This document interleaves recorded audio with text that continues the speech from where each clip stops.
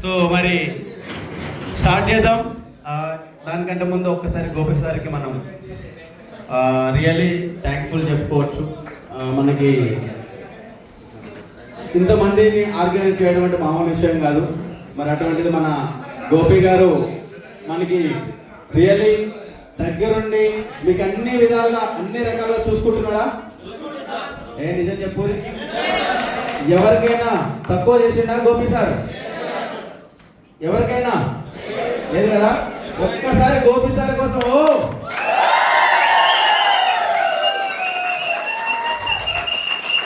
ఇంతేనా?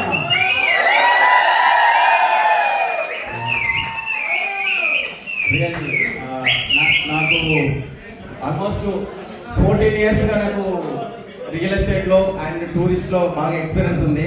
బట్ ఏంటంటే మన గోపి గారు మాత్రం నేను చూసినటువంటి టూర్ గైడ్లో నెంబర్ 1 పర్సన్గా నేను సెలెక్ట్ చేసుకున్నా.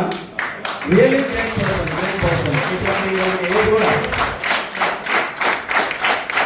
ఆల్రెడీ మీకు అర్థమై ఉండాలి. కొంతమందికి ఎక్స్పీరియన్స్ ఉంటుంది, కొంతమందికి ఉండకపోవచ్చు. ఇటువంటి వ్యక్తితో జర్నీ అంటే మామూలు విషయం కాదు. నిజంగా is a wonderful person as Gopi sir. Thank for you. ఏదైనా సరే నాకు సజెషన్ చేస్తూ ఉంటాడు.